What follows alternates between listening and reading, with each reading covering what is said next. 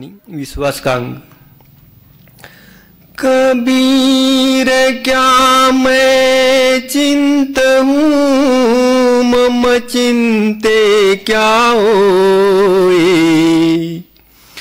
कबीर क्या मैं चिंत हूँ, मम चिंते क्या होए। मेरी चिंता हरि करे, चिंता मोहि न कोई।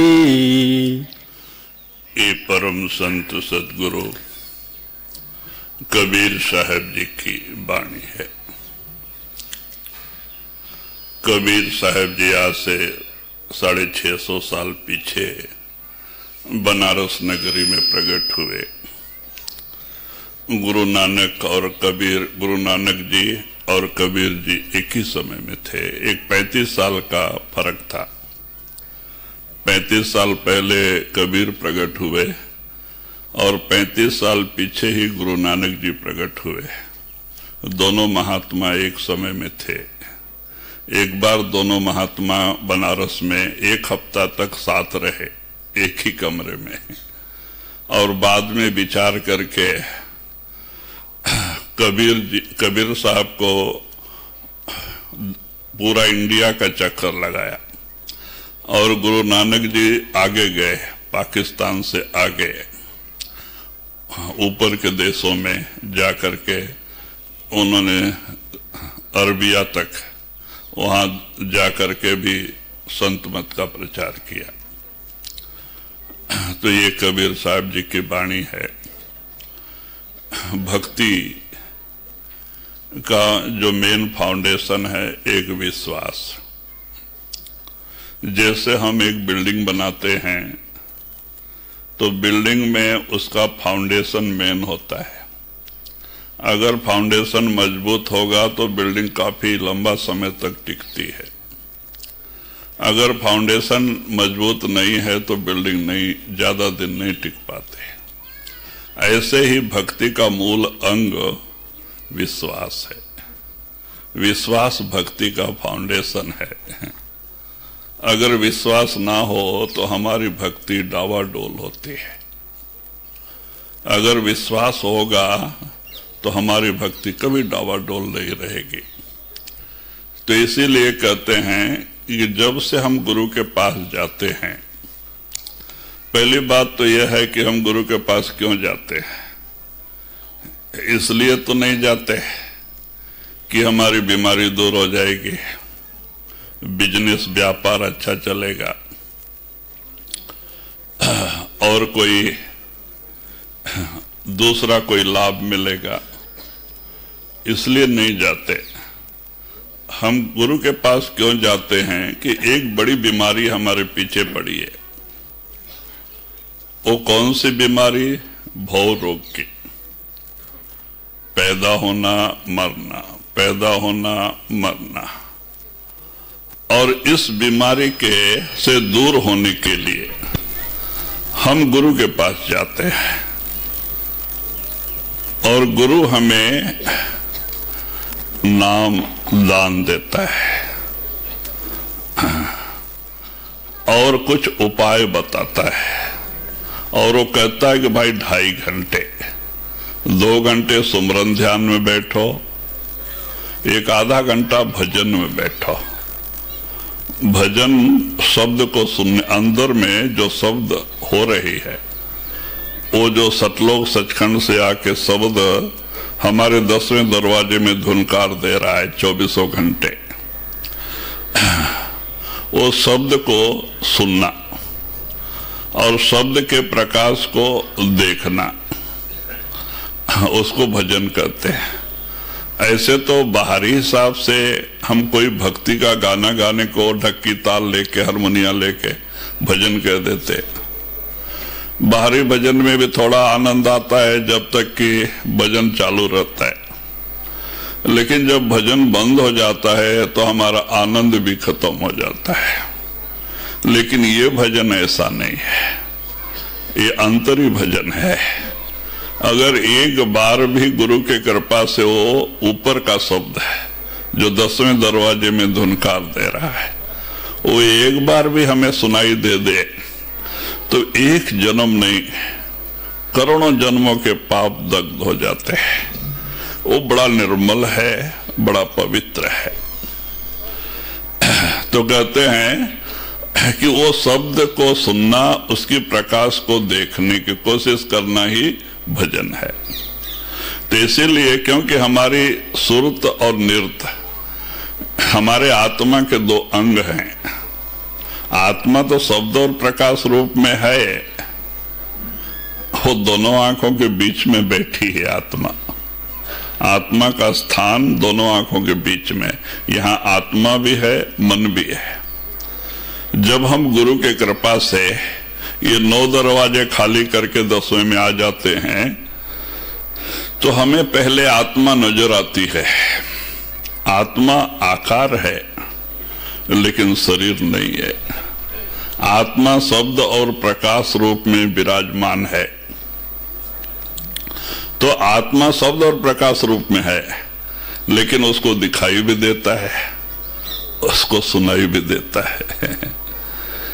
तो वो देखने वाली ताकत को निरत कहते हैं, सुनने वाली ताकत को सुरत कहते हैं।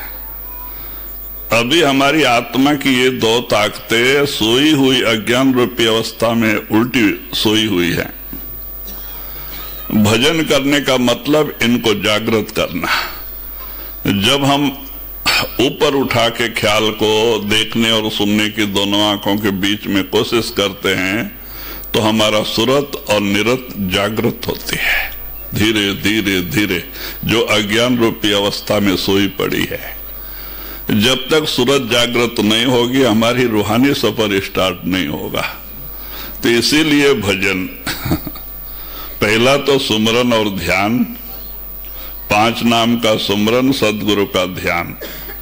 ये 9 दरवाजे से ख्याल को निकाल के 10वें दरवाजे तक आने के लिए बड़ा जरूरी है। तो उसके बाद में गुरु के कृपा से वो ज्योति अनहद नाद प्रकट हो जाता है, जिस नाम की संतों ने महिमा गाई है। कहते वो प्रकट हो जाता है, वो बड़ा निर्मल है, पवित्र है। तो कहते वो गुरु के कृपा से प्रकट होता है। इसीलिए अभी हमें सुमरन के पीछे ज्यादा लगना चाहिए। कहते हैं गुरु भक्ति बिन शब्द में पचते, सो भी जन मूर्ख जान। कहते हैं गुरु भक्ति, गुरु को अंदर प्रकट किए बगैर जो शब्द के पीछे पड़ते हैं वो मूर्ख है। क्योंकि शब्द खुलेगा गुरु कृपा से, सुरत को खींचे गुरु बलवान। कहते वो शब्द गुरु के कृपा से ही आपके अंदर प्रकट होगा। तो पहले आपका काम क्या है? गुरु को अंदर प्रकट करना, वो गुरु भक्ति है। अब गुरु भक्ति में संतों ने कलयुग में 3 साधन अपनाए हैं। पहला सत्संग, दूसरा भजन बंदगी और तीसरा सेवा। सेवा सेवा को भी संतों ने बड़ी ऊंची दर्जा दी है।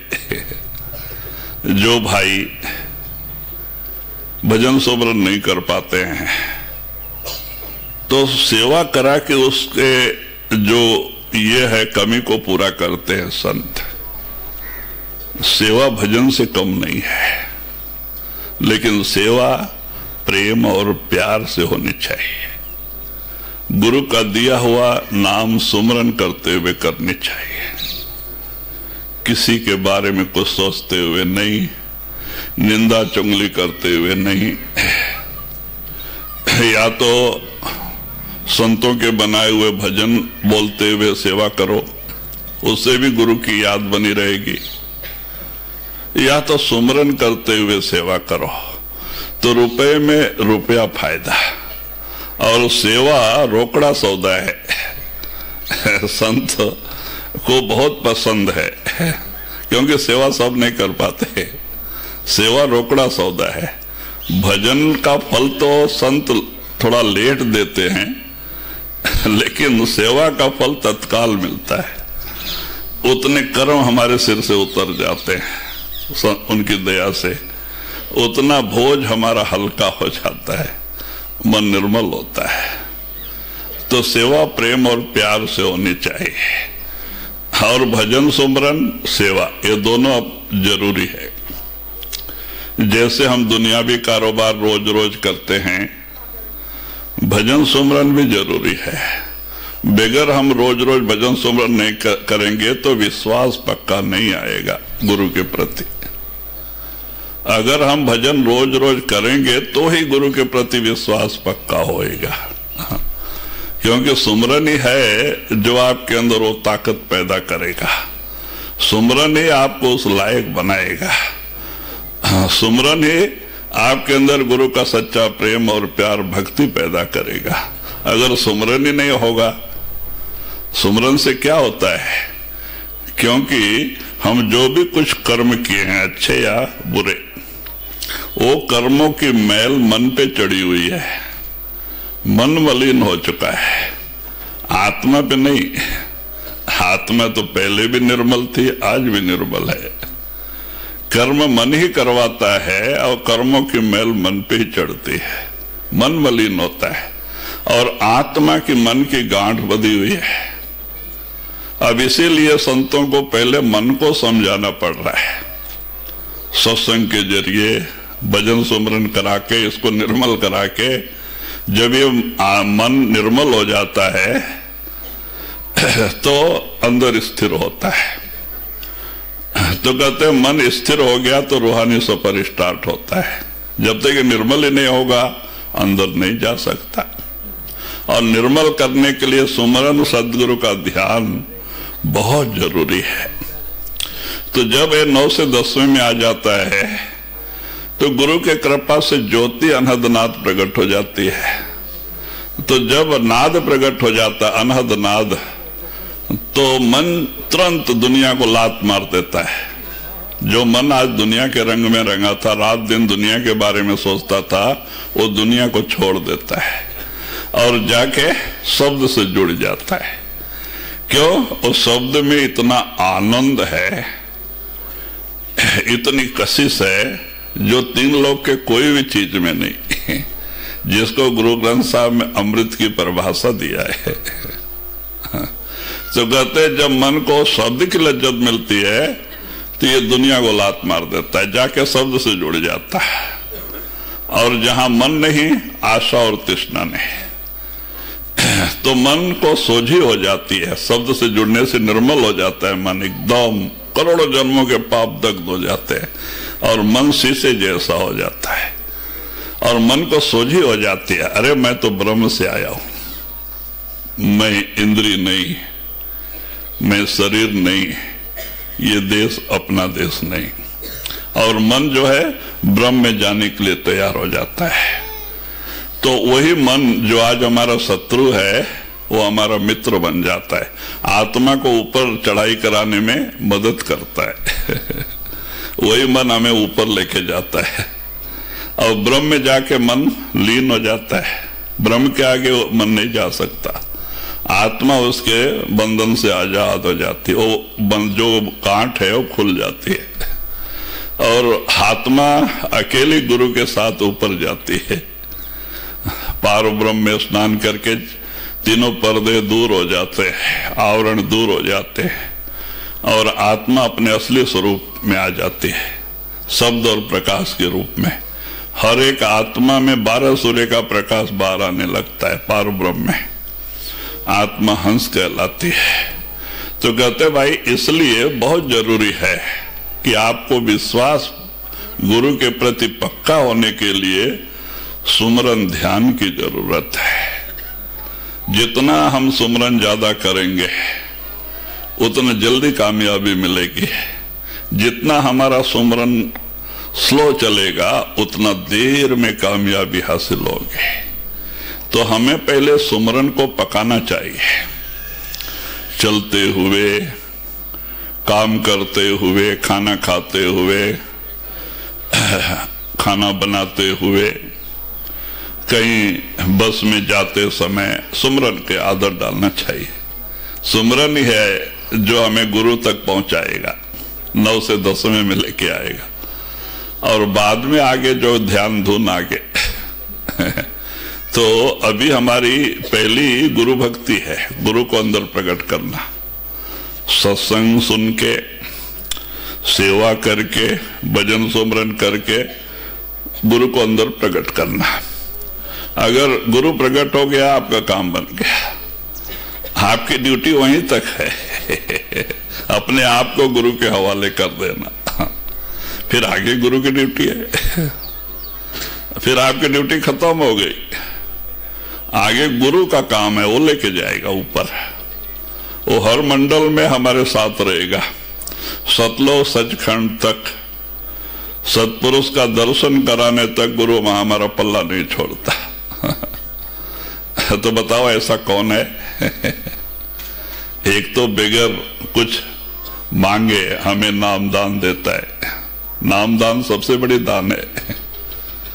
दान तो बहुत सारे हैं, गोदान, भूदान, स्वर्णदान, अन्नदान, वस्त्रदान, लेकिन सबसे अच्छा दान नाम दान है, क्योंकि ये सब दान से मुक्ति नहीं मिलती तृप्ति होती, मुक्ति नहीं मिलती। लेकिन वो नाम दान मुक्ति दिलाता है, और ऐसा दान सदगुरु ही देता है बगैर कोई आशा के। और नामदान के दिन वो बड़े बड़े हमारे कर्मों को अपने ऊपर लेके काल को हिसाब चुका देता है। और जिस दिन से वो नामदान देता है, शब्द रूप में हमारे 10वें दरवाजे में बैठ जाता है। सबसे नजदीकी अगर किसी का रिश्ता है तो सदगुरु का। हम कुटुंब परिवार को तो घर में, गांव में, देश में छोड़ के जाते हैं लेकिन सदगुरु हमारे साथ रहता है। ऐसे गुरु से हम प्रेम प्यार नहीं करते जो रात दिन हमारी चिंता करता है। हम तो ऐसे से प्रेम प्यार करते हैं जो दूसरे की चिंता करते हैं, जिनका हमारा संबंध 4 दिन का है, एक दिन हमारा साथ छोड़ देते हैं। तो इसीलिए कबीर साहब इशारा देते हैं कि भाई कुछ पाने के लिए आपको विश्वास पक्का करना होगा। और विश्वास के बारे में कबीर साहब ने इस वाणी में बहुत कुछ जानकारी दी है। तो कहते हैं कि भक्ति का जो फाउंडेशन है विश्वास, जब तक गुरु के प्रति पक्का विश्वास नहीं आएगा, कामयाबी हासिल नहीं होती है जी। साधु गाटन बांधई उदर समाना ले, साधु गाटन बांधई उदर समाना ले, आगे पीछे हरि खड़े जब मांगे तब दे। तो वही कबीर साहब जी सच्चाई का खुलासा करते हैं। जो मालिक के प्यारे हैं, गुरमुख, जो सच्चे साधु होते हैं, वो कभी गांठ नहीं माने बांधते, बैंक बैलेंस नहीं करते क्यों? उनको अपने मालिक के ऊपर भरोसा होता है, सदगुरु के ऊपर भरोसा होता है कि जो आज दे रहा है वो कल भी देगा। लेकिन जिनको उस मालिक के प्रति भरोसा नहीं है, ऐसे लोग ही गांठ मारते हैं। अब दुनियादार के लोग तो बैंक बैलेंस करते ही हैं कि भाई आगे पीछे कोई काम आ जाएगा, या तो घर बनाना है, शादी करना है, तो बैंक बैलेंस करना पड़ता है। कोई बीमारी आ जाएगी, बाल बच्चे वाले हैं तो करना पड़ता है। लेकिन जो सच्चे भक्त हैं वो बैंक बैलेंस नहीं करते, उनको अपने सदगुरु के ऊपर पूरा भरोसा होता है। जो आज दे रहा हो कल भी देगा, तो बैंक बैलेंस क्यों करना? बैंक बैलेंस करने का मतलब कि गुरु के ऊपर भरोसा नहीं उस मालिक के ऊपर भरोसा नहीं। ये साधु के बारे में बता रहे हैं, आप लोग कोई चिंता नहीं तो कहते भाई जिन्होंने सब कुछ अपने गुरु को देके गुरु के बन गए, ऐसे प्रेमी गुरुमुखों की बात है।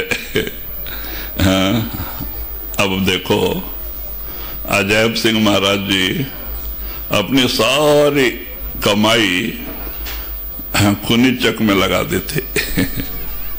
इतना जमीन ले लिया था, 2 महले का मकान बना लिया था, गायें भी काफी रखी थी और मेहनत करते थे, भजन करते थे, क्योंकि एक जगह बना के भजन सुमरन करके जीवों का उद्धार करना।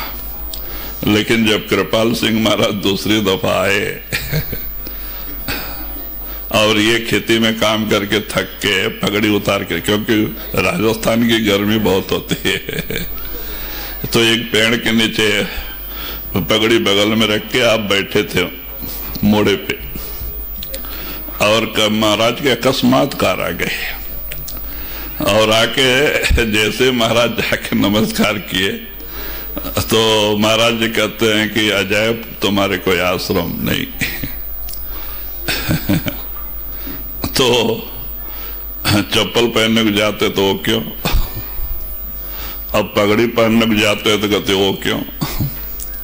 तो बताओ सारी जायदाद जो कि सारी कमाई जिंदगी की थी सब गुरु का हुक्म मान के निकल गए, बगैर चप्पल के बगैर पगड़ी के चले गए। क्यों भाई, जो गुरु आज छुड़ा रहा है वो कल देगा, वो कुल मालिक है, भरोसा है। अगर विश्वास ही नहीं होता तो जाते थे। हम तो गुरु से भी सवाल जवाब करेंगे, महाराज हमारी सारी कमाई इसमें डालिए, तो कल हमारा क्या होगा, जो लोग आएंगे उनके चाय पानी को क्या देंगे। तो कहते नहीं, जहां गुरुमुखता है साधु, हाँ, तो वहां सवाल ही नहीं। निकल गए। फिर महाराज ने उनको क्या कम रखा सब कुछ दिया। तो कहते भाई विश्वास सबसे पहला नंबर का है, भक्ति में विश्वास, और विश्वास ही हमें कामयाबी दिलाता है। और विश्वास लाने के लिए भजन सुमरन की जरूरत होती है। भजन सुमरन के अलावा कोई भी जो है कि महात्मा नहीं बने हैं। हमें भी भजन सुमरन के पीछे पड़ना पड़ेगा। उन्होंने खाली संसारियों के लिए 2.5 घंटे का बताया है। जो लोग बाल बच्चे में रहते हैं, खेती गृहस्थी करते हैं, नौकरी धंधा पे जाते हैं, उनको 2.5 घंटा। लेकिन साधुओं के लिए सावन सिंह महाराज कहते थे 6 घंटा बैठना चाहिए। क्यों 6 घंटा भजन करना चाहिए साधु को। क्यों, ये सब छोड़ देते हैं ना, अब कोई दूसरे के आधार पर रहना पड़ेगा। तो जो लोग ला के सामने रखेंगे तो कर्जा भी देना पड़ेगा ना, तो जिसका खाएंगे तो उसको कुछ भजन बंदगी जाएगी कुछ इनके पल्ले में बैंक बैलेंस रहेगा। अगर नहीं करेंगे तो वो कर्म फिर ऊपर आएगा, फिर आगे जन्म में उसका भी हिसाब देना पड़ेगा तो इसीलिए कहते हैं कि भाई साधुओं को 6 घंटा बोलते थे। जो खाली भजन सुमरन के लिए सब छोड़ के चले जाते हैं, बाहर रहते हैं, तो उनको 6 घंटा बैठना। और मांगना साधुओं के लिए बुरा नहीं है, लेकिन कितना मांगना, एक टाइम खाने के लिए जितना जरूरत होती है उतना ही मांगना। 1 घर या 2 घर, आगे की चिंता नहीं हाँ, कहते मेरी चिंता हरि करे, मोहे चिंता ना कोई। ये साधुओं का बात है। तो कहते हैं उसकी चिंता तो मालिक को होती है। 1-2 टाइम के लिए जितना मिलता मांग लो, बना के खा के रात दिन भजन करो, जिसका खाते उसका भी भला, और बाकी इनके पल्ले में जमा होती है। क्योंकि साधु के चरणों पे आके लोग पढ़ते हैं महात्मा है बोल के, तो उनको भी कुछ देना पड़ता है। लोग दुनियादार बड़े चालाक होते हैं। ये लोग खाली आके पैर पे नहीं पड़ते, क्या क्या अरमाने लेके आते हैं। और मांगने को जाए तो बड़ा गड़बड़ होता है। कोई बच्चा बीमार उमार है तो माँ बहनें सोचती है कि ये भी साधु की झोली में चला जाए। वो बच्चे के ऊपर हाथ घुमा के अनाज का ला के झोली में डाल देती। वो कर्म भी इनके ऊपर आता है। इसीलिए संत मांगने को बुरा कहते हैं। वो कहते भाई हकलाल की कमाई अच्छी है, मजदूरी करके भजन कर सकते हो, नौकरी करके भी भजन कर सकते हो। सावन सिंह महाराज रिटायर होने तक भजन अपना नौकरी किया, लेकिन महात्मा थे। और स्वामी जी महाराज ने जयमल सिंह महाराज जो कि साधु थे, 11 साल की उम्र से निकल गए थे। जब 13 साल की उम्र में स्वामी जी महाराज मिले तो उन्होंने क्या कहा, बेटा तुम्हें नौकरी करके भजन करना। नहीं कहा कहीं, वो तो चाहते थे कि आश्रम में रह के भजन करे, नहीं नौकरी करके करना। तो आप नौकरी में जाना, गुरु का हुक्म करना पड़ा। तो देखो रिटायर होने के बाद भी अब नौकरी में, मिलिट्री के उस समय ब्रिटिश गवर्नमेंट की सर्विस थी, नौकरी थी, बड़ी सख्त ड्यूटी ली जाती थी। 12-12 घंटे। तो 12 घंटे ड्यूटी करके जब शाम को रात को आवे और खाना खा के जब टेंट कैंप के लोग सो जाते थे तो आप कैंप के बगल में 5 फीट गहरा खड्डा खोद के रखे थे। तो बंदूक नीचे रख के ऊपर चादर तान के और उसी के ऊपर रात को भजन बैठ जाते थे। और सवेरे उठ के मुंह धो के चाय पी के कुछ नाश्ता करके ड्यूटी पे जाते थे। तो दिन भर ड्यूटी और रात भर भजन। अब कौन करेगा? जिसको गुरु के प्रति विश्वास होगा। ऐसा मेहनत करके उन्होंने उस कृपा को पाया था। तो ऐसा नहीं सोचना चाहिए कि हम दुनिया में रह के भक्ति नहीं कर पाएंगे, गलत बात है। हम बाल बच्चे में रह के भी कामयाबी हासिल कर सकते हैं, लेकिन अपने मन को बनाना पड़ेगा, मन में विश्वास पक्का लाना पड़ेगा। जो गुरु कहता है वो सच है, उस पे अमल करना। जो सत्संग में सुनते हैं भाई, जब तक उस पे अमल नहीं करेंगे तब तक वो सत्संग रंग नहीं लाएगा, हमारे ऊपर असर नहीं करेगा। इस कान से सुन के इस कान से निकाल देंगे। कितने बरस भी सत्संग रूपी तीर्थ में जाके स्नान करेंगे, कोई फायदा नहीं, वो कोई मन में टिकता नहीं। तो कहते सत्संग सुन के घंटा 2 घंटा हमें किसी से बात नहीं करनी चाहिए। महात्मा ने जो कहा उसी का मनन करना चाहिए। महात्मा ने ऐसा कहा, महात्मा ने ऐसा कहा, मनन करना और उसको अपने आचरण में लाना। तो देखो क्यों नहीं सत्संग रंग लाता है। सत्संग बड़ी ऊंची चीज है। संतों का सत्संग वो जरूर आपके अंदर परिवर्तन लाएगा और आपके आचार विचार व्यवहार सब बदल जाएंगे। और सत्संग में सत्य असत्य का ज्ञान होता है, गुरु का प्रेम और प्यार भक्ति बढ़ता है। सत्संग ही है कितने शराबियों का शराब छुड़ा देता है। चोर डाकुओं की चोरी डाकू छोड़ करके सब गुरु के वचनों पे चलने लगते हैं। तो सत्संग कोई छोटी मोटी चीज नहीं है। महात्माओं ने इतना कहा है, सत्संग सम तीर्थ नहीं कोई, जहां मन मंजन होई। बाहरी तीर्थों में तो शरीर का स्नान होता है, लेकिन सत्संग में मन का स्नान होता है, मन का स्नान। क्योंकि जब हम प्रेम प्यार से ध्यान से सत्संग सुनते हैं तो जो हमारे मन पे कर्मों की मैल चढ़ी है वो उतरते जाती है, कटते जाती है। वहां मन का स्नान होता, मन निर्मल होता है। बाहर तो शरीर निर्मल होएगा। आप बाहरी नदियों में स्नान करोगे तो क्या शरीर की मैल जाएगी। जो कर्मों की मैल अंदर मन पे चढ़ी हुई है उन तीर्थों के अंदर नहीं है, उसको धोने की ताकत वो साधु संतों के वाक्यों में है। जो प्रेम प्यार से हम सत्संग सुनते हैं तो हमारे बहुत सारे कर्म करते हैं। तो इसीलिए संतों के कर्म काटने के तरीके हैं। सत्संग सुना के, भजन सुमरन करा के, सेवा करा के, दर्शन दे के, उनके दया दृष्टि से भी हमारे कितने पाप कट जाते हैं। उनके जो प्रसाद मिलते हैं उससे भी खाने से हमारे कितने कर्म करते हैं।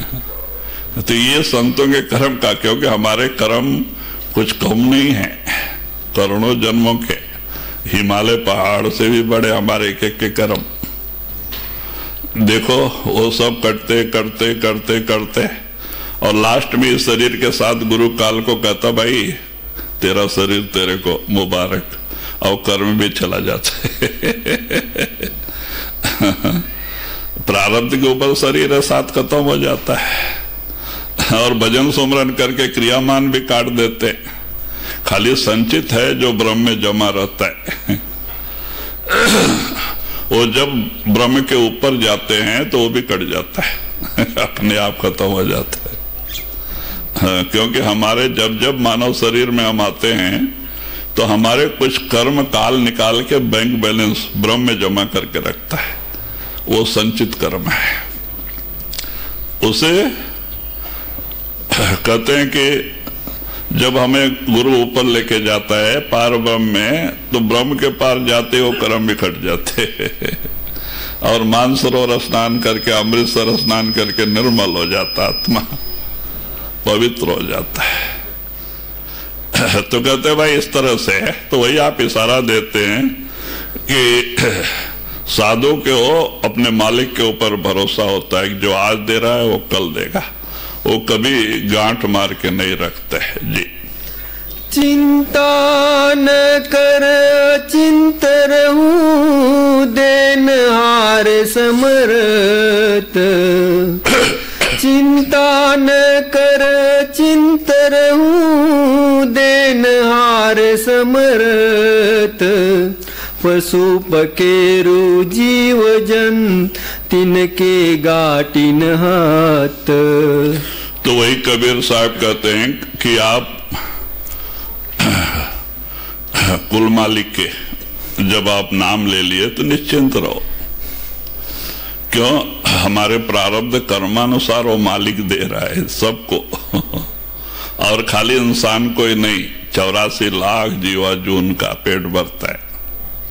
तो कहते हैं अब बताओ जानवरों को, पक्षियों को कौन सा हाथ होता है? खाली पैर और चोंच होते, मुंह होता है। उनके पास बैंक बैलेंस तो नहीं है कि चलो भाई कल काम आएगा। उनको कोई चिंता नहीं। सवेरे उठते हैं, उपवास उठते हैं और चले जाते रहते, लेकिन ऊपर बैठा हो मालिक कितना दयाल है। शाम होने से पहले जहां तहां वहां सबका पेट भर के उनको शाम को लिटाता है।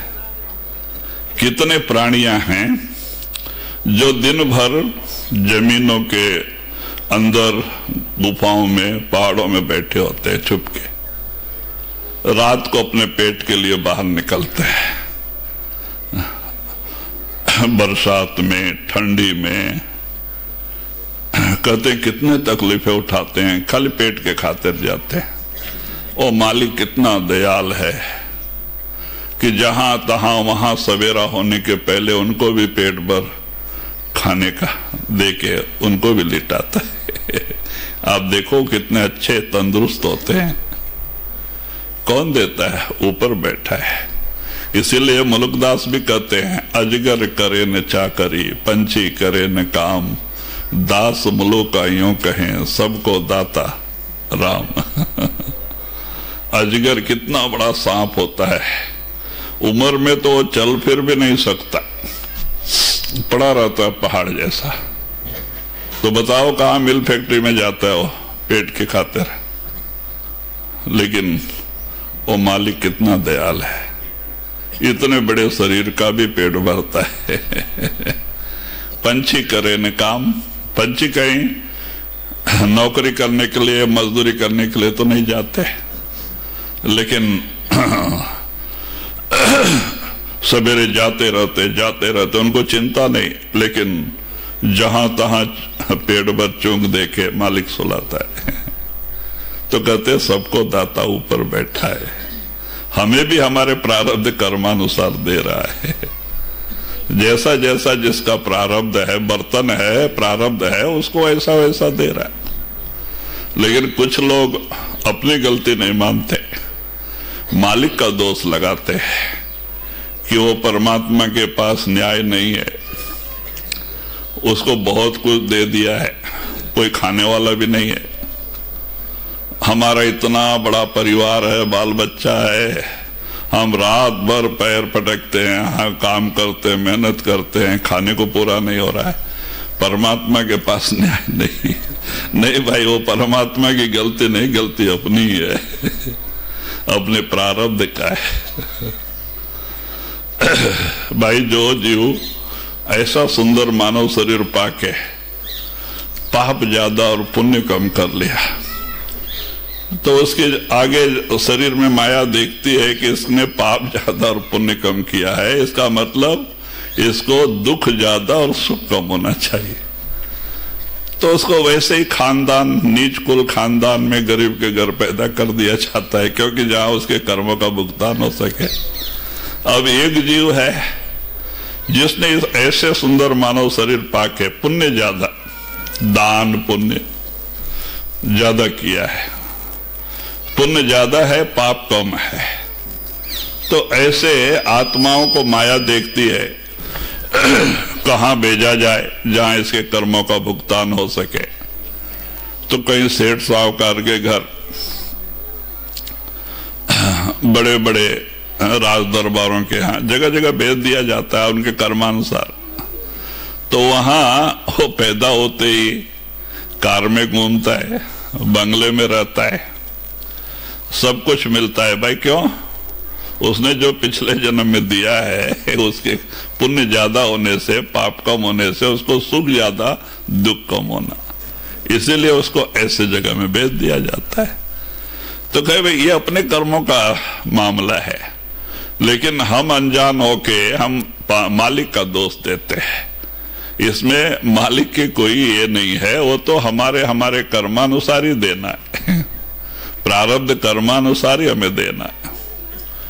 कबीर साहब कहते हैं कर्म करीमा लिख दिया, अब कुछ लिखा न होए, रत्ती बड़े न तिल घटे, जो लिखा सो होए। माने प्रारब्ध का, लेकिन इंसान को परमात्मा ने स्वतंत्रता दिया है।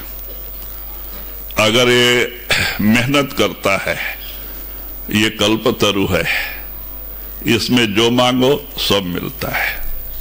ये मानव शरीर कोई छोटी मोटी चीज नहीं है, परमात्मा ने विशेष ढंग से इसकी रचना किया है, ये स्पेशल। ये मुक्ति का दरवाजा है, ये कल्पतरु है, इसमें जो मांगो मिलता है, लेकिन परिश्रम प्रयत्न से। कुछ लोग मेहनत करके कहां से कहां निकल जाते हैं दिमाग लड़ा के, और कुछ लोग अपने जगह पे ही पड़े रह जाते हैं, वो कुछ करते नहीं। तो ये भी है, आप अगर इस शरीर में परमात्मा को मांगो तो परमात्मा भी मिल जाता है, इसी में मालिक भी बैठा है। अगर आपको सदगुरु मिल गया, आप इसमें मालिक को मांगो तो मालिक भी मिल जाता है गुरु के कृपा से। तो ऐसा सुंदर शरीर है ये नर नारायणी, ये कल्पतरु है, कामधेनु है, इसमें जो भी मांगो सब मिलता है। लेकिन एक दृढ़ संकल्प और एक लगन होनी चाहिए, डावाडोल से काम नहीं होता है। करना है, हमें मालिक से मिलना ही है, तो हमें जो गुरु कहता है उस पर अमल करना पड़ता है, हुक्म का पालन करना पड़ता है तब कामयाबी होती जी। अंडा पाले का चुई बिन थन राखे पोक, अंडा पाले का चुई बिन थन राखे पोक, यो करता सब की करे पाले तीनों लोक। तो वही आप इशारा देते हैं कि वो परमात्मा हमारी कैसे रक्षा करता है। कुछ लोगों को शंका होता है गुरु हमारी रक्षा कैसे करता है तो आप इशारा देते हैं।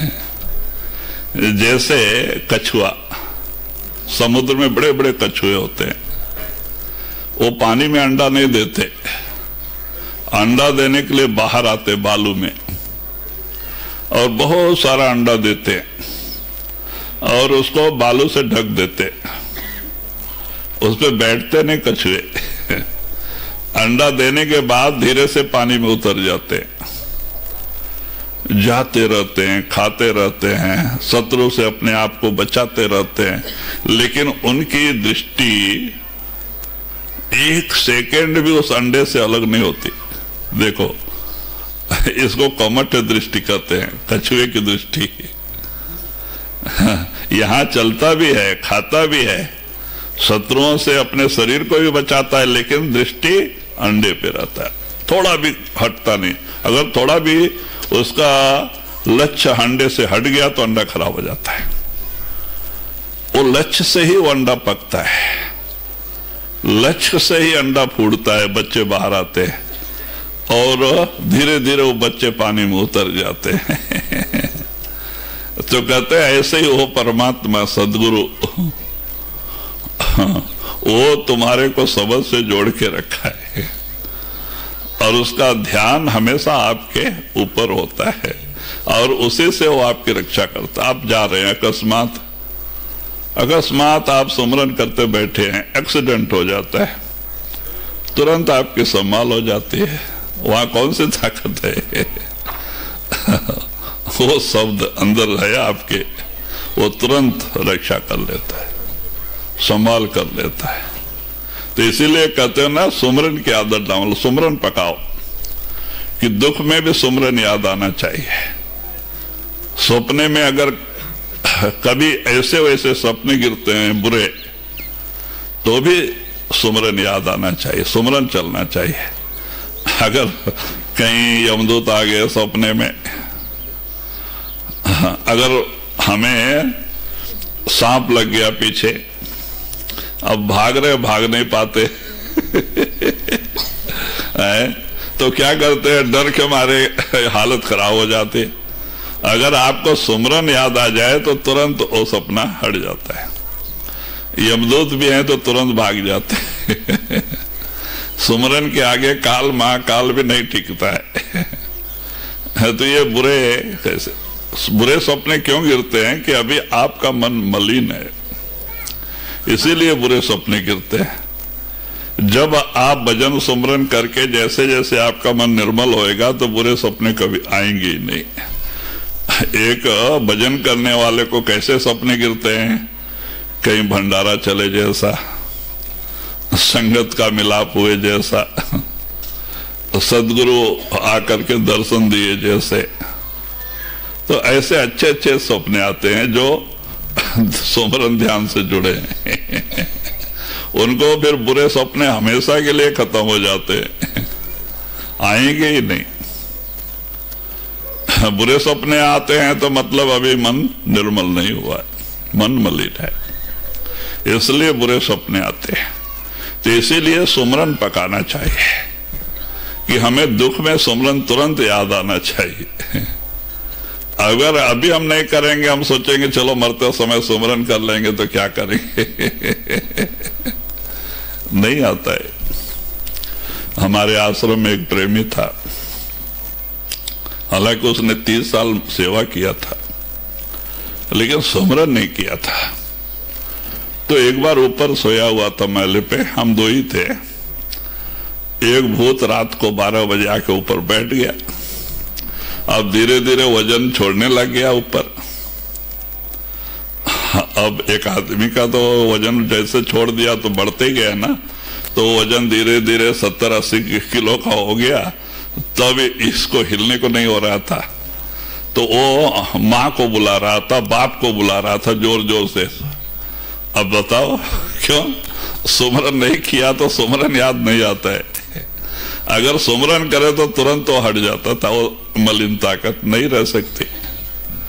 लेकिन यही काम है ना, इसलिए कहते भाई सुमरन पकाओ कि हर समय आपको सुमरन याद है। आप खाली समय में जा रहे हो, सुमरन करते जाओ, क्या जाता है। तो अगर कुछ घटना घटनी भी होती है तो जहां सुमरन है वहां गुरु होता है, आपकी रक्षा हो जाती है। तो इसीलिए सुमरन बड़ी ऊंची चीज है। नानक सुमरन सार है, बिसरे घड़ी न एक। सुमरन सब चीज का सार है, उसको नहीं विसरना चाहिए। जी। पोपाटी पगरा बया जागे जीवा जून, पोपाटी पगरा बया जागे जीवा जून, सब काहू को देते है चोच समाना चून। तो वही कबीर साहब कहते हैं कि सब जानवरों को परमात्मा देता है, सबके अंदर शांति है, लेकिन एक मानव शरीरधारी को शांति नहीं। कहते हैं इनकी तो दौड़ दौड़ के पाँव फाटे, पैर भी फटने। कहते जूते फट जाते हैं दौड़ दौड़ के। हाँ, और बहुत सारे तकलीफें सहन कर लेते हैं, लेकिन शांति नहीं आती। चाहिए चाहिए चाहिए चाहिए। कहते इसमें कभी तृप्ति नहीं होती। कमाना, कहाँ जाना, वहां जाना, यहाँ जाना, कमाना। कहते दौड़ दौड़ के हालत खराब हो जाती है। तो कहते देने वाला तो ऊपर बैठा है, सबको उनके पेट के जितना जरूरी है उतना वो दे रहा है, लेकिन इंसान को तसल्ली नहीं, शांति नहीं। तो कहते भाई शांति होनी चाहिए। देखो महात्माओं के अंदर भी गरीब लोग भी हो गए, अमीर लोग भी हो गए। ये रविदास चप्पल बुन के बेच के ही अपना गुजारा करते थे परिवार का। उनके राजा गगरनगौड़ के राजा पीपा, राजस्थान के राजा पीपा उनके शिष्य थे। रानी मीराबाई भी रविदास की शिष्य थी, लेकिन फिर भी चप्पल बुन करके ही अपना परिवार का गुजारा करते थे। कबीर साहब जिसकी वाणी है, रेशमी साड़ी। पहले जमाने में, आज तो बिजली के आ गए हैं साड़ी बुनने वाले मशीनें, पहले क्या था हाथ से बुनते थे। तो हफ्ते में एक ही साड़ी तैयार होती थी, रेशमी साड़ी, जो कि रेशमी साड़ी मशहूर थी बनारस के उस जमाने में। रेशमी साड़ी को बड़ा माचिस का डब्बा होता था ना पहले, और डब्बे में आराम से मोड़ के रख देते थे माचिस के अंदर रेशमी साड़ी। तो बताओ कितना बारीक काम रहता था। तो ऐसे ऐसे काम करते थे पहले जमाने में, जो हाथ से बनाए जाते थे। आज मशीनें इतना बारीक नहीं बना पाएंगे। उनका तो कुछ अलग ही होता है। तो पहले ऐसे थे, गरीबी में ही उनका जीवन बीता है। तो कहते बस मालिक जैसे रखे वैसे राजे। क्यों? दोनों झूठ है, अमीरी भी झूठ है, गरीबी भी झूठ है, एक दिन छोड़ के जाना है। तो दोनों तरफ से मन उपराम। दुख भी आवे सही, सुख भी आवे सही, वे दोनों झूठ है। दोनों छोड़ के जाना है। तो क्या उनसे प्रेम करना, क्या उसको लेके खुशी मनाना, वे दोनों झूठ है।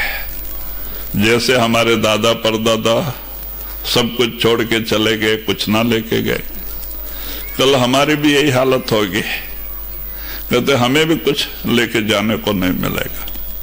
तो कहते हैं खाली इंसान को तसल्ली नहीं होती है, रात दिन चिंता, और चिंता की कोई और दवा नहीं है। तो कहते भाई चिंता से चतुराई घटे, दुख से घटे शरीर। कहते चिंता से दिमाग पे असर होता है, दिमाग कमजोर होता है, और दुख से शरीर कमजोर होता है। तो चिंता करने क्या है, चिंता की आदत हमें लगी हुई है। ये नई कोई आदत नहीं है, करोड़ों जन्मों की आदत है चिंता। महात्मा कहते भाई चिंता छोड़ो, निश्चिंत रहो, जो आपके भाग्य में लिखा आपको मिलेगा। चलो एक टाइम खाना मिल रहा है, बस हो गया, क्या करने का, मालिक का नाम सुमरन करो, हाँ, आराम से रहो। क्यों चिंता करके हाय हाय करने का। तो कहते हैं लेकिन सबको तसल्ली है, इंसान को नहीं है। कबीर साहब कहते हैं कि ये दौड़ दौड़ के इनके बूट पैर फट जाते हैं, इनकी हालत खराब हो जाती है, लेकिन शांति नहीं आती है जी। सतनाम से मन मिला, जम से परा दुराई। सतनाम से मन मिला, जम से परा दुराई। मोहि भरोसा इष्ट का, बंदा नरक न जाई। तो वही कहते हैं कि भाई सतनाम से क्या, सतनाम से मन मिला, जम से परा। हाँ, कहते हैं जब एक बार सतनाम से मन लग जाए, यानी शब्द अंतर प्रकट हो जाए, तो सारी परेशानियां दूर हो जाती है। हाँ, फिर न यम का डर होता है, न मरने का डर, न जीने का सुख, और आशा तृष्णा समाप्त हो जाती है। जो चाहिए चाहिए की आशा है वो खत्म हो जाती है, तृप्त हो जाते हैं, मालिक की मौज में रहना चालू करते हैं। तो कैसे वो सतनाम अंदर प्रकट हो जाए, मन मिल जाए, काम बन जाए। लेकिन मन का क्या होता है, मन तो दुनिया के रंग में राजी है, अब सतनाम से जुड़े कैसे। तो उसको कहते हैं कि साधन करके करके करके मन के साथ लड़ाई लड़ लड़ के सुमरन से जोड़ना, सुमरन से जोड़ना। ऐसा अभ्यास कर करके एक दिन मन सुमरन का रूप हो जाता है। लेकिन अभ्यास करना पड़ता है, अभ्यास करे बगैर कामयाबी नहीं मिलती। अभी एक कहानी हमको याद आ गई, वो इंसान माने कितना दौड़ धूप करता है, लेकिन मिलता उतना जो भाग्य में लिखा है। तो कहते हैं कि रज्जब थे, दादू दयाल के बाद दादू दयाल ने रज्जब को बिठा के गए, यही राजस्थान। तो रज्जब बड़े अच्छे महात्मा थे, उन्होंने बहुत प्रेम से, जब से हो, आप तो उनके बारे में जानते ही हैं, एक धनी परिवार में पैदा हुए थे रज्जब, मुसलमान। उनकी बारात जा रही थी, घोड़े पे बैठा के लेके जा रहे थे, 100-200 बाराती लोग। पहले क्या बात है कि दूल्हे घोड़े बैठाते थे, लोग बाजा गाजा के साथ चल के जाते थे, डोली रहते थे। ये कार और ये वो थे नहीं थे उस जमाने में, पहले के। तो जा रहे थे 150-200 लोग। तो रास्ते में 6 बज गया कि दादू दयाल का आश्रम था रास्ते में, और दादू दयाल जी चौतरे, नीम के नीचे चौतरा था, चौतरे बैठ के दांत घस रहे थे नीम का लकड़ी से। तो ये रज्जब, ये संस्कारी आत्मा थी बेचारा, अब दुल्हा बना के ले जा रहे थे शादी को। अब जैसे उसने दादू दयाल को देखा, अरे महात्मा सामने बैठे, अब शुभ काम के लिए, शादी के लिए जा रहे हैं, तो कुछ इनका आशीर्वाद लेके जाएं सोच के वो बेचारा घोड़े से उतरा और गया, उनको नमस्कार किया। अब वो संस्कारी आत्मा थी, अब इनके मुंह से अनायास से निकल गया, रज्जब तू गज्जब किया, सिर पे बांधा मोर, आया था हरिभजन को करे काल को ठोर। तू तो हरिभजन को आया था, काल को रास्ता दे रहा है। अब इतना कहना था, वो संस्कारी आत्मा थी, उसको तो लग गया। अब उसने मुकुट विकेट उतार के रख दिया पत्थर पे और अपना ड्रेस ब्रेस निकाल के ये लोग जबरदस्ती करने लगे। अब महात्मा को भी गाली देने लगे, इसने मंत्र तंत्र कर दिया, इसका दिमाग खराब हो गया। वो कहते भाई मैं तो आशीर्वाद दिया, ले जाओ। वो कहता नहीं नहीं, सब निकाल के रख दिया पत्थर पे। बहुत गाली भी दिया, सब एक किया, बड़ा लोग, वो चुपचाप रहे महात्मा। तो बाद में उसके भाई को वो दूल्हे का ड्रेस पहना के छोटे भाई को लेके गए, उसकी शादी किया। तो रज्जब बैठे तो बैठे उनकी सेवा में रह गए, दादू दयाल के सेवा भजन सेवा भजन। और लास्ट में दादू दयाल की कृपा उनको मिली और उन्हीं को अपने गादी पे बिठा के गए।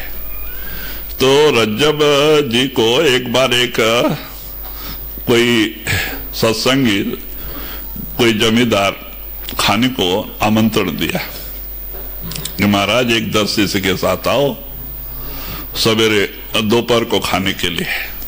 खाना वाना बनाया, पहले चलता था। तो रज्जब जी निकले तो उनके साथ और 10-15 लोग जो पुराने लोग थे वो निकल गए, कपड़ा उपड़ा अच्छा पहन के सब।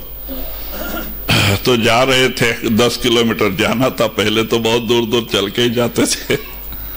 तो जा रहे थे तो जब गांव 2-3 किलोमीटर रह गया तो एक भिखारी, सबका नया नया सफेद सफेद ड्रेस देख के कोई अच्छे लोग, बड़े लोग हैं, रईस लोग हैं, कुछ मिलेगा बोल के वो आके मांगने लगा इनसे।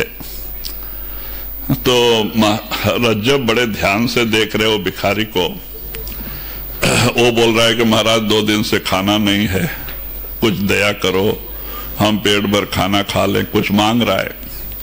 तो रज्जब देख के कहते हैं कि अच्छा भाई ठीक है, तो हम भी उसी काम के लिए जा रहे, तू भी आ जा।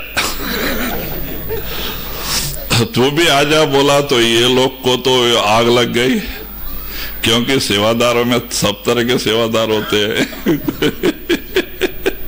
देखो ये महाराज को क्या पड़ी थी, 8 आना रुपया देके जान छुड़ाना था, अब इसको भी ले जा रहे हैं। वो रईस आदमी का घर क्या सोचेगा। तो वो ऐसा अंदर अंदर वो बड़बड़ करते पीछे पीछे आ रहे थे सब लोग। कुछ मुंह लग्गू भी थे उसमें आ रहे थे। तो जब वहां पे खाने के लिए टाइम हो गया, सबको पानी दिया गया, हाथ मुंह धोए, और वो भिखारी बाहर बैठा था। तो महाराज ने कहा तू भी हाथ पैर धो के आ जा। तो लोगों ने क्या किया, इनको वरांडा के अंदर बिठाया था, उसको बाहर एक पत्तल डाला था, वरांडे के बाहर आसन डाला था। तो बाद में जब खाना आके परोसने लगे तो महाराज सोचते हैं कि पहले ही 2 दिन से उपवास है, आज भी उसको पेट भर खाना मिलेगा या नहीं। अब बाहर मालूम नहीं क्या परोसेंगे। ए तो उधर मत आ, इधर आ जा। अपने बगल में बिठा लिया। अब बिठा लिया तो इतना लोग बड़बड़ करने लग गए कि देखो, एक तो इसको लाना नहीं था, इतना दुर्गंध आ रही है, अब उसको अपने बगल में बिठा लिया। ऐसा वो तो बाहर भी खा लेता था, क्या जरूरत पड़ी थी अंदर बुलाने की। ऐसा वैसा सब ये कर रहे थे। अच्छा चलने दो, पूछेंगे बोल के सब आपस में ये किए। और जाते समय कुछ दूर गए, वो भी पीछे पीछे आ रहा था खाना। अब ये जितना खाते थे, ये महात्मा कितना खाएंगे, इसको डालो, इसको डालो और डालो बोलते थे। अब खूब खिलाया उसको पेट भर। पेट भर तो खाया। तो वो क्या किया, वो भी पीछे पीछे आने लग गया 2-3 किलोमीटर। तो ये लोग चुप नहीं रहे, ये इनके मुंह से निकल गया क्या, वो तो बाहर भी खा सकता था, आप उसको अंदर बुला खाना दे रहे हैं क्या, उसको अपना पीठ माने के अपना स्थान देने का सोचे हैं क्या। अपने जगह बिठाने का सोचा है क्या बोल के मुंह लग्गू लोग थे, वो बोल दिया। तो महाराज के दिल में लग गया कि ऐसे लोग को से तो वो लाख दर्जा अच्छा है। उसके अंदर दीनता नम्रता है। तो उसको बोले भाई तू भी आ जा साथ में। वो भी आश्रम में आया, महाराज ने अपना 2 जोड़ी कपड़ा दिया, साबुन दिया, जा अच्छा नहा के कपड़ा पहन के आ जा। वो गया बेचारा, खूब अच्छा तरह से साबुन से धो के नहाया और महाराज का कपड़ा वपड़ा पहन के आ गया।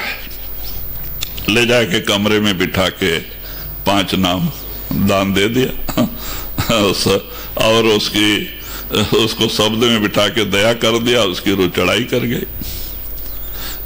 अब वो आराम से रात दिन भजन करता था, सेवा करता था। भजन, ये लोग तो गाली गलौज में पड़े थे, वो भजन में था। और लास्ट में उसी को अपने जगह पे बिठा दिया, उम्र में उसी को अपने जगह पे पीठ पे बिठा दिया और अपने जो गादी को श्राप दे दिया, आज से जो भी इस गादी पे बैठेगा वो चाहे करोड़पति हो, लेकिन उसको खाने की तंगी रहेगी, बल्कि श्राप दे दिया हमेशा के लिए। तो अभी भी कोई भी कितना बड़ा आदमी बैठता है, लेकिन वहां खाने की तंगी रहती है हमेशा के लिए। तो ऐसा एक कर लेते तो कहते ये हालत होती। तो वही आप इशारा देते हैं कि भाई विश्वास और गुरु जो कहता उस पर अमल करना। हाँ, कहते भाई सब कुछ उसी में है। स्वामी जी महाराज ने कहा है ना, सदगुरु कहें करो तुम सोई, मन के कहे चलो मत कोई, यह भव में गोते दिलवावे, सदगुरु से बेमुख करवावे, मित्र न जानो बैरी पूरा, सदगुरु से यह डारे दूरा। तो कहते हैं जिसको आप मित्र बनाए बैठे हो, रात दिन जिसकी बात सुन रहे हो, वही आपका शत्रु है। वो आपको कभी भजन करने नहीं देगा, आपको अंदर जाने नहीं देगा। इसीलिए गुरु जो कहता है वो सुनो। हाँ, मन का कहना मत मानो। हाँ, यही मन ही है काल का एजेंट जो आपको अंदर जाने से रोकता है, आपको 84 में लेके जाता है, दुखी बनाता है। कौन है? मन है।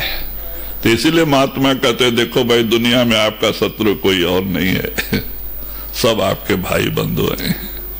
अगर कोई शत्रु है तो आपका मन है, वो आपके अंदर ही बैठा है। उसका कहना मत मानो, गुरु का कहना मानो। जी। कर्म करी मालिक राब, कुचली कान होए। कर्म करी मालिक राब, कुचली कान होए। मासा गटे न तिल बड़े, जो सिर पोड़े कोई। तो वही कबीर साहब सबको समझा के कहते भाई, जो पैदा होने के समय हमारे प्रारब्ध कर्मानुसार भाग्य लिखा जाता है, यहाँ और यहाँ लिखा वो विधि लिखता है, वो ब्रह्मा का काम है जो विधि लिखते हैं। तो वो बच्चा इसलिए पैदा होने के समय ऐसे मुट्ठियां बांध के आता है, क्यों? अपना भाग्य इसमें लिखा है, लेके आता है। और जाने के समय कहते मुट्ठी बांधे आए बंदे, हाथ पसारे जाओगे। और जाने के समय बुढ़ापे में हाथ पसार के जाता, भाई जो लाया था वो खत्म हो गया कुछ लेके तो नहीं जाता। तो कहते बस इतना अपना भाग्य है। तो वही कहते कर्म करिमा लिख दिया, अब कुछ लिखा न जाए। मासा घटे न तिल बढ़े, जो लिखा सो है। कहते जो आपके विधि विधान में परमात्मा ने लिखा है उतना जरूर मिलता है।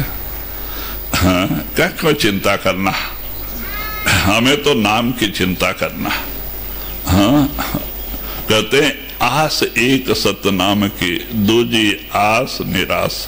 अगर आपको आशा करनी है सतनाम की आशा करो, चिंता करनी है सतनाम की चिंता करो, दूजी चिंता करोगे धोखा खाओगे। क्यों? सब मन का धोखा है, काल के धोखे है। ये 84 में लेके जाएंगे। यहाँ कुछ नहीं अपना है, जो कुछ भी है काल और माया के है। ये हमारे प्रारब्ध कर्मानुसार 4 दिन के लिए हमें दिए जाते हैं और उनकी वस्तु को यहीं छोड़ के जाना पड़ता है। ना कोई कुछ लेके जा सकता है, न कोई कुछ लेके गया। इसीलिए कहते राम गयो रावण गयो, जाको बहु परिवार, कहे कबीर थिर नहीं सपने जिम संसार। राम रावण जैसे बड़े बड़े राजा महाराजा भी आके दुनिया से खाली हाथ गए, कोई यहाँ अपना कायम ठिकाना नहीं बना सका। ये दुनिया का नाम मृत लोक है, मरने का देश है। जो पैदा हुआ उसे मरना है, जो बना उसे बिगड़ना है। ये काल का खेल है। जो पैदा हुआ उसे मरना है, जो बना उसे बिगड़ना है। जो मकान बनाते उसे एक दिन बिगड़ना, उसका भी टाइम होता है। तो ये तमाशा काल का है। कहते ये सब धोखा है काल के, माया के। जीव को फंसाने के लिए काल ने सामान तैयार किए हैं, ये सच नहीं है। ये फना को देखने वाली आंख है, सच को देखने वाली आंख यहाँ है। जिसको ज्ञान की आंख कहते हैं, आत्मा की आंख कहते हैं, वो खोल के देखो, उससे सच नजर आएगा, इससे झूठ नजर आता है। जो नाशवान चीजें दिखाई देती इन आंखों से। इसीलिए तो समर्थ रामदास स्वामी जो शिवाजी के गुरु थे, उन्होंने कहा है, चर्म चक्षु न लच्छे ज्ञान चक्षु निरक्षे। कहते ये चर्म चक्षु है, माया के आंख है, धोखे के आंख है, इससे सब फना चीजें दिखाई देती है। सच को देखने वाली आंख यहाँ है। अगर खुल जाए तो आप अंदर भी देखो, कितने खंड ब्रह्मांड है। 33 करोड़ देवी देवता इसी के अंदर हैं। ब्रह्मा विष्णु महेश्वर भी इसी के अंदर हैं। ब्रह्म पार ब्रह्म सतलोक भी इसी के अंदर है। कितना सुंदर शरीर है ये। कहते काया कंचन नगरी अखुट भरे भंडारा। ये बड़ा सुंदर सोने का नगर है, शरीर के अंदर अखुट भंडार भरे पड़े हैं। अगर हम ज्ञान की आंखें खोल लें, हम सब कुछ अंदर देख सकते हैं। वो चीजें हमें मिल जाती हैं, हम धन्य हो जाते हैं। तो इसीलिए महात्मा कहते भाई ये खाली रक्त मांस का पुतला नहीं है, ये शरीर में अखुट भंडार भरे पड़े हैं और परमात्मा ने आपके लिए आपके अंदर रखी है। आप अंदर जाके पा सकते हो। तो बाहर तो कुछ मिलना नहीं। कहते नवधर थाके धावत रहाए, 10वें निज घर वासा पाए, उत्थे अनहद शब्द बजे दिन राती, गुरुमति शब्द सुनावणिया। कि 9 दरवाजे से तो हमारा मन दुनिया का रुख हुआ है, बाहर मुख हुआ है। 10वें जो है अपने घर जाने का रास्ता है।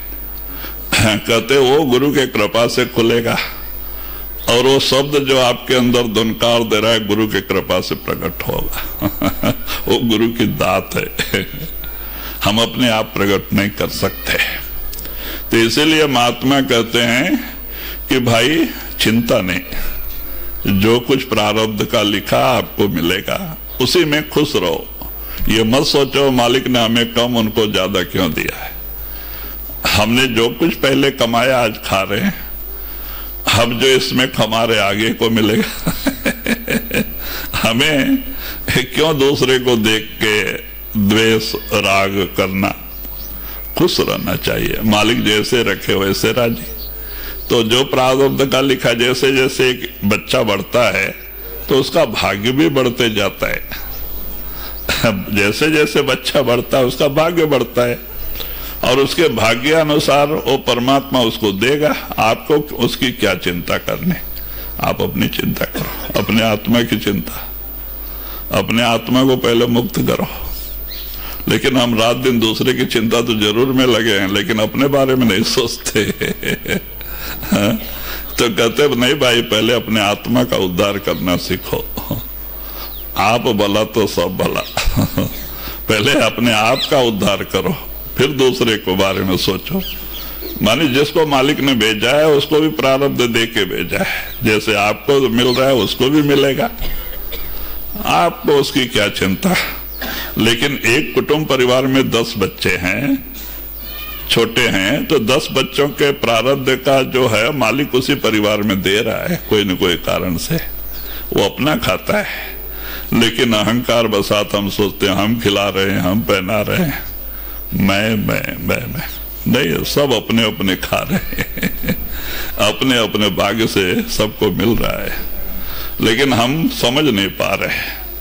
अहंकार करके हम उस अहंकार के बंधन में बच जाते हैं। सब अपना अपना खाता है, सब अपना अपना पहनता है। जो दुनिया में आया अपना भाग्य खुद लेके आता है और उनके भाग्यानुसार मालिक उस परिवार में देता है जहां वो रहते हैं। सब अपना खाते हैं।